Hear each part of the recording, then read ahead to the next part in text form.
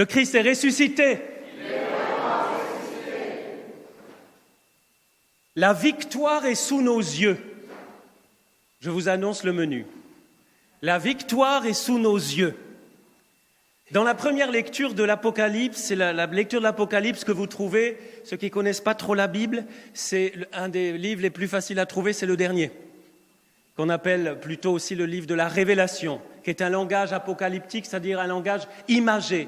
Ça ne veut pas dire que ce qui est dit est faux, mais il ne faut pas rentrer dans les détails. C'est là qu'on trouve le fameux 666, c'est plein de symboles, et c'est assez difficile à interpréter. Mais ce chapitre 12 de l'Apocalypse est très clair. Un grand signe apparut dans le ciel, une femme ayant le soleil pour manteau, la lune sous les pieds, et sur la tête une couronne de 12 étoiles. Waouh de waouh! Vous imaginez un peu la scène. D'ailleurs, entre parenthèses, ces 12 étoiles ont donné les 12 étoiles du drapeau européen.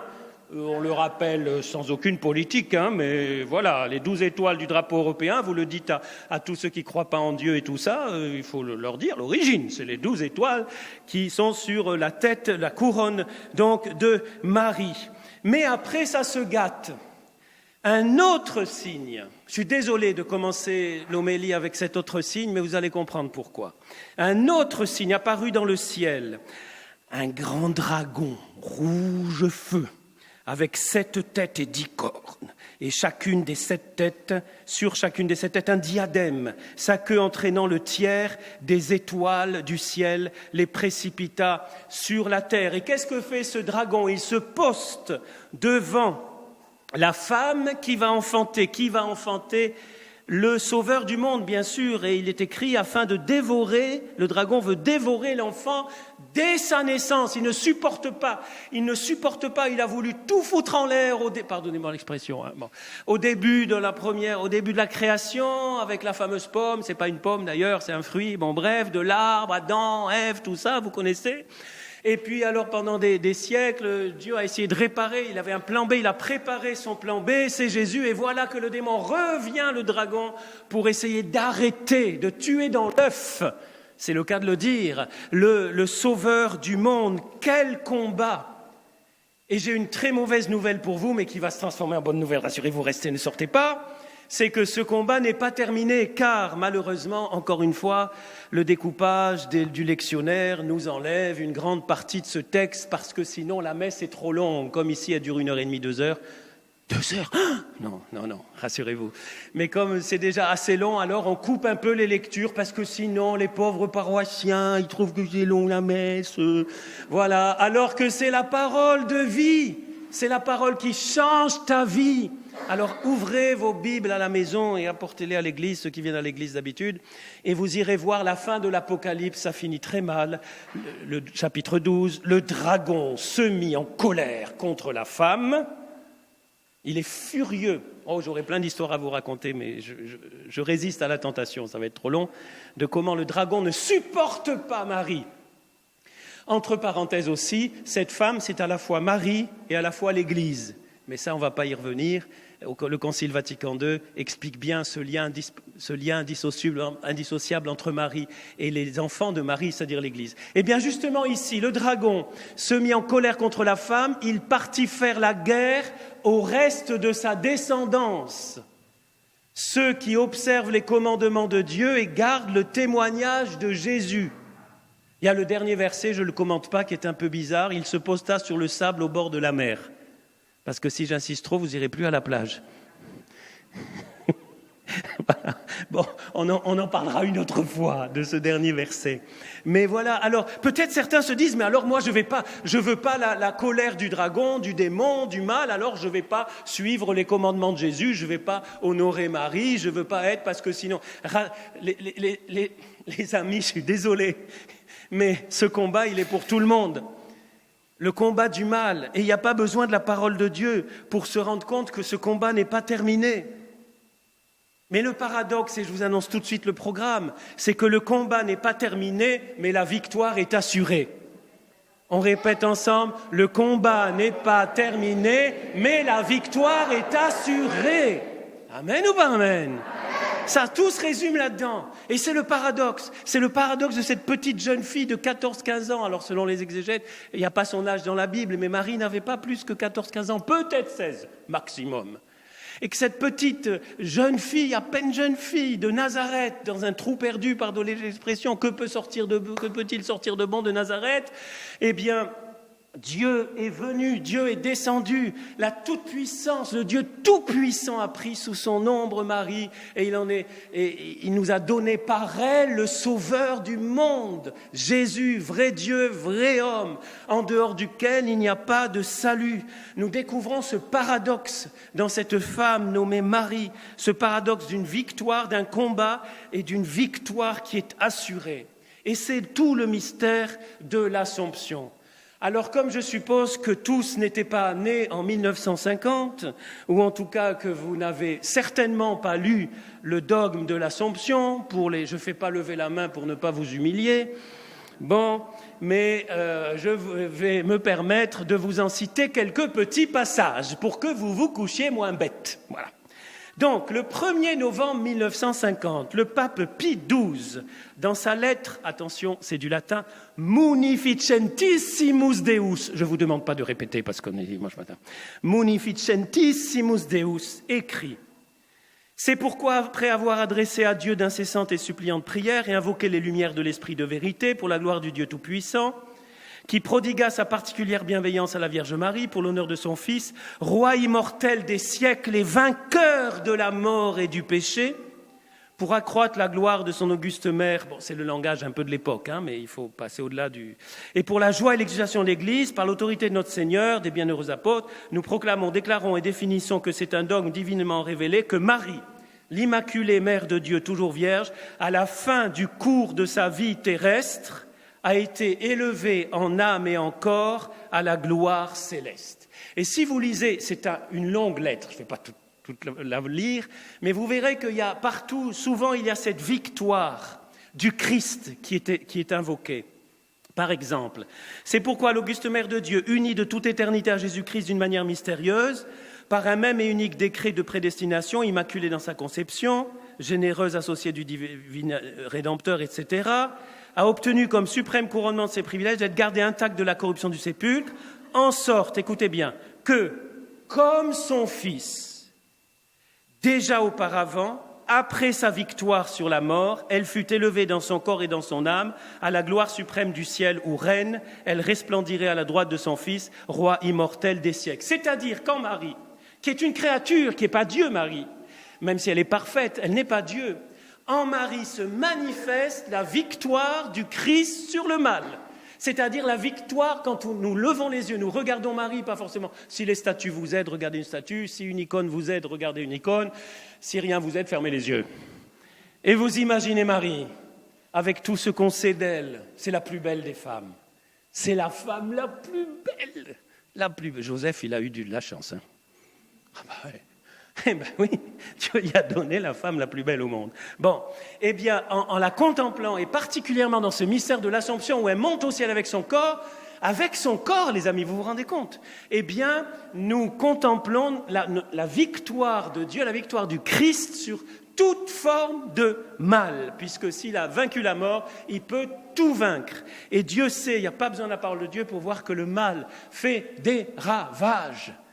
Je ne vais pas citer l'actualité, mais c'est depuis 2000 ans. Je reviens du Liban et je vous assure que c'est un des pays comme le Yémen, qu'on oublie, et d'autres, où le mal se déchaîne d'une façon, mais même chez nous en France, et partout dans le monde.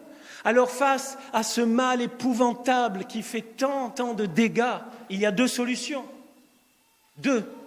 3.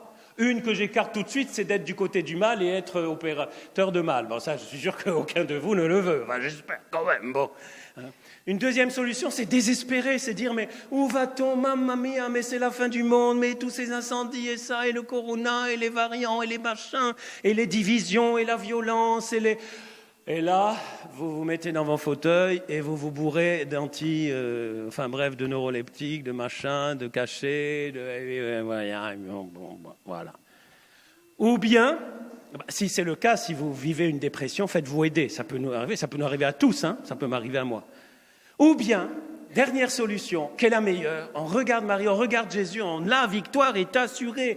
Jésus aura le dernier mot et je prends les armes de la victoire. C'est-à-dire, je fais comme Marie. Marie, elle n'est pas restée comme ça. D'ailleurs, à Cana, elle a commencé à bousculer un peu Jésus, à dire, allez, ils n'ont plus de vin. Elle est là, discrète mais efficace. Et elle nous aide par son exemple et sa prière à continuer notre pèlerinage avec cette victoire assurée, même si on imagine Marie au pied de la croix, il n'y a pas marqué qu'elle croyait, qu'elle était sûre qu'il allait ressusciter, tout ça, même si on le pense, mais elle tenait bon, elle était sûre de son Dieu, elle était sûre qu'il n'abandonnerait pas, et je pense beaucoup à nos amis du Liban pendant que je vous parle, parce que j'en reviens encore une fois, et c'est ce qu'ils nous disent, et ils sont sûrs de leur Dieu, même si humainement, ça devient vraiment plus que limite. Aujourd'hui, c'est la fête pour rebooster notre espérance, pour rebooster notre confiance. Avec cet enthousiasme, je ne commenterai pas l'évangile parce que je n'ai pas mis mon chrono, donc je ne sais pas où j'en suis, mais il est trop beau cet évangile, mais vous voyez, j'ai entouré sur mon petit livre tous les termes un peu dynamiques, enthousiasme, empressement, elle s'écria d'une voix forte, et puis l'enfant qui tressaillit, ça bouge, quoi, c'est cette petite jeune fille de Nazareth qui porte le Sauveur du monde, qui est là depuis quelques jours, quelques heures dans son sein, eh bien elle fonce, elle y va et elle ne se décourage pas, elle ne reste pas repliée sur elle-même. Mon petit Jésus à moi, je le garde bien, surtout qu'il ne faut pas que je bouge trop parce que sinon je risque une fausse couche. Donc une fausse couche du Fils de Dieu, ça serait quand même embêtant. Donc voilà, je le garde comme ça. Et mon petit Jésus à moi. Et non, elle fonce et elle est la première missionnaire de la Nouvelle Alliance. Elle arrive chez Élisabeth, pac, contagion d'espérance, de foi, d'amour, contagion du Saint-Esprit.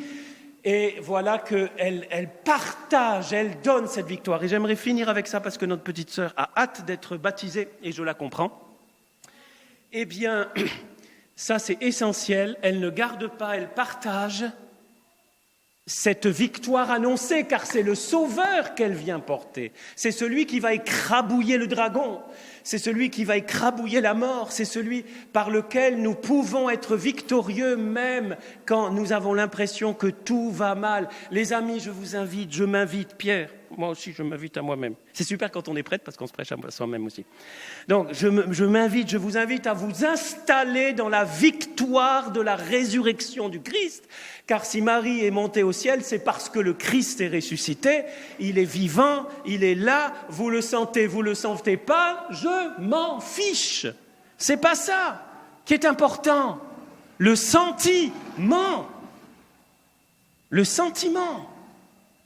Ne nous laissons pas aller au gré de nos sentiments. Je sais pas, aujourd'hui je vais à la messe, j'aime pas le curé, il fait trop chaud, il fait trop froid, il y a le Covid, il y a une super série à la même heure à la télé, j'ai mon arrière-cousine qui fête son anniversaire, et Jésus, le Sauveur du monde, la dernière roue de la charrue. Ça, faut arrêter les amis, faut arrêter.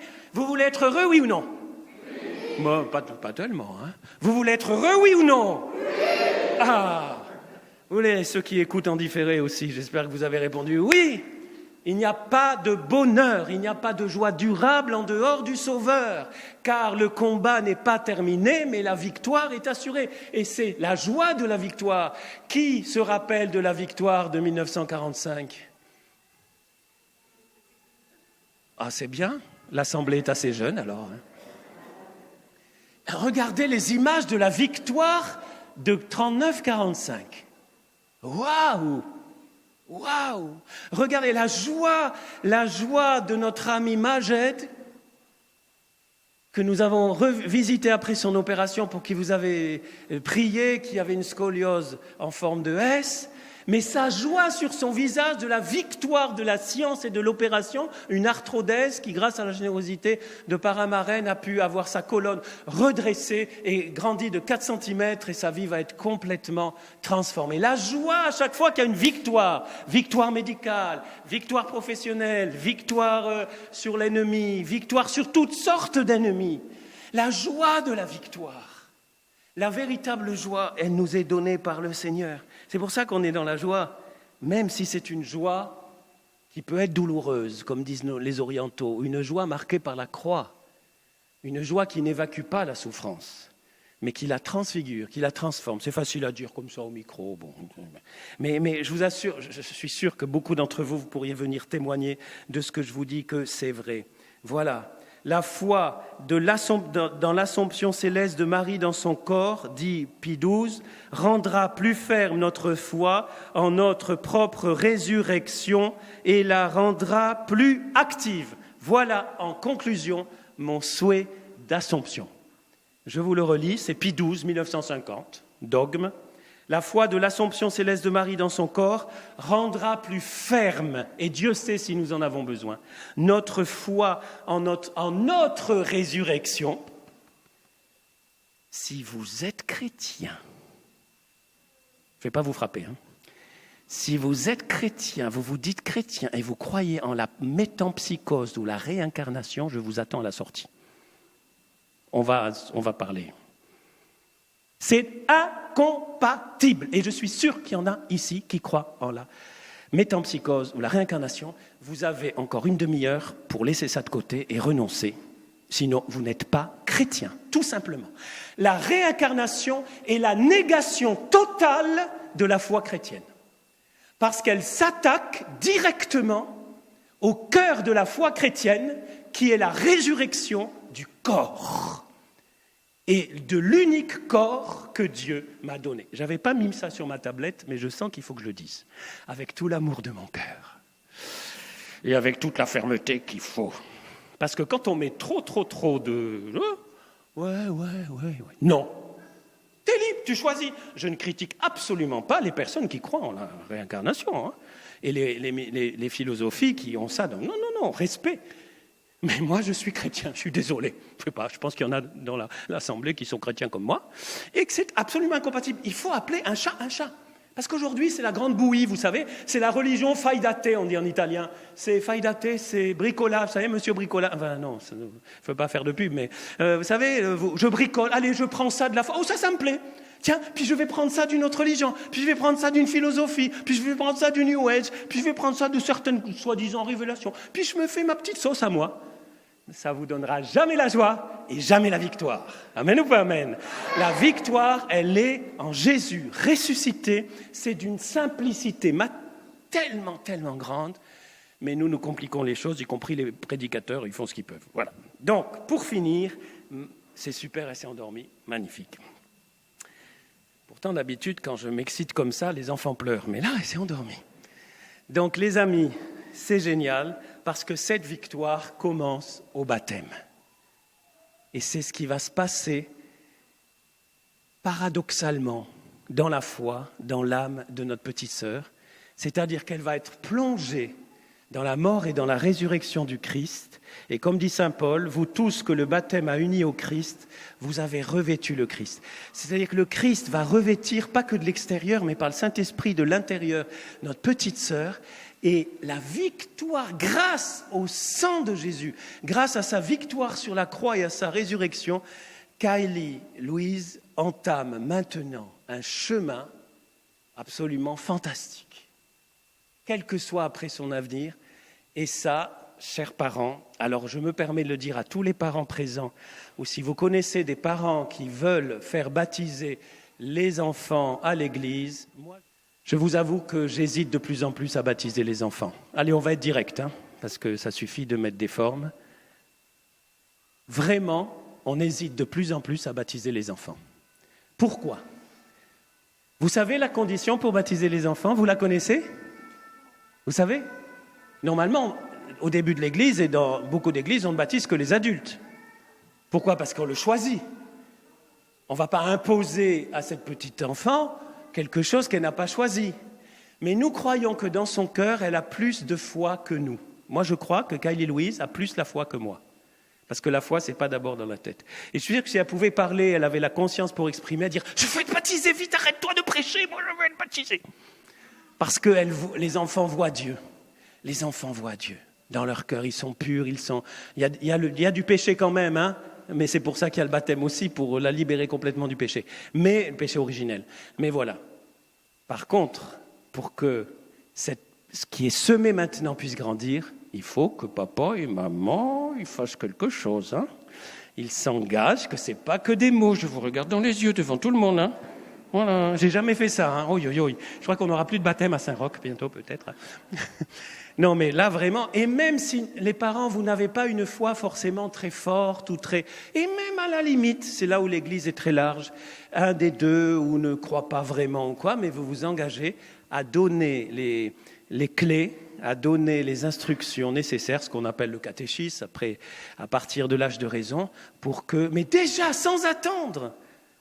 Par exemple, ne plus jamais vous disputer. Peut-être vous disputez jamais, hein, mais... Voilà. En tout cas, jamais devant les enfants. Amen.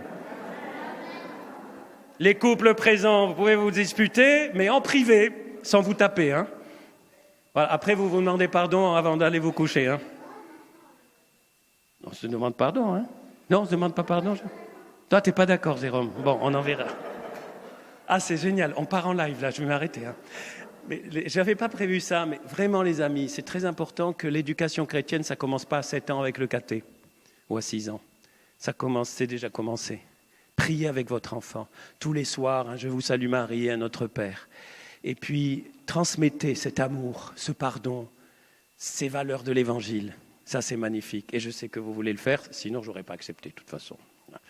Et puis, je sais que tous les parents ici présents, si peut-être... ils ne l'ont pas assez fait, eh bien, il est toujours temps de redécider aujourd'hui. Seigneur, je veux être ton témoin de ton évangile auprès de ceux que tu me confies. Au nom du Père et du Fils et du Saint-Esprit. Amen.